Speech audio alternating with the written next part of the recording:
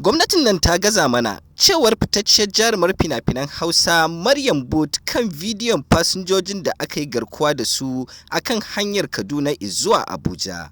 Idan wannan ne zuwanka karo na farko, to kar ka manta da danna subscribe da kuma alamar ƙararrawa domin samun sabbin bidiyoyinmu da zaran mun saki.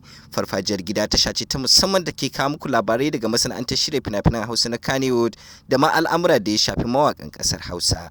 Jaruma a masana'antar shirya fina-finan Hausa na Kannywood Maryam ta fito ta yi tir da gazawar gwamnati mai ci na wannan lokaci. Maryam ta ce ko tantama babu wannan gwamnati ta Muhammadu Buhari ta gaza wa al'ummar ƙasarta. Jarumar ta yi wannan bayanin ne bayan bayyanar wannan bidiyo da 'yan ta'addan nan suka sake inda suke azabtar da fasinjojin da suka yi garkuwa da su wanda suka kama su a jirgin ƙasa daga kan hanyar Kaduna zuwa Abuja. Ba iya fitacciyar jarumar ce kaɗai ta yi bayani ba ko ta yi rubutu akan al'amarin.